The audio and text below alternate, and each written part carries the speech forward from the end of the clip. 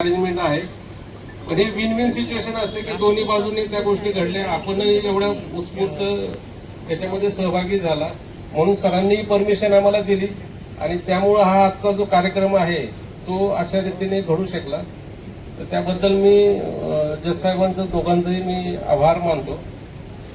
त्यावरच आपणही सर्वजण याच्यामध्ये उत्स्फूर्तपणे सहभाग घेऊन बँकेवर जो विश्वास दाखवला, आम्ही तुमच्या विश्वासास तशा पद्धतीने तडा जाऊ देणार नाही की तुमचं सेटलमेंट झाल्यानंतर बँकेची स्वतःची स्कीम आहे की 1 महिन्याच्या कूलिंग पिरियडनंतर खातं बंद झाल्यानंतर आपण परत पीक कर्जासाठी शेतकऱ्यांसाठी आहे, पीक कर्जासाठी परत पात्र होता.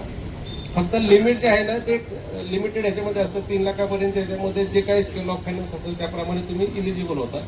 तर त्यातही आम्ही आपणाला सर्वांना सहकार्य करू, कारण शेवटी बिझनेस आम्हालाही करायचं आहे आणि शेती तुम्हालाही करायची आहे. त्यामुळे दोन्ही याच्यामध्ये आपल्याला एकमेकाचा हात धरून पुढे जायचंय आणि तुम्ही आमचे खातेदार आहात, त्यामुळे आम्ही तुम्हाला तसं सोडणार नाही.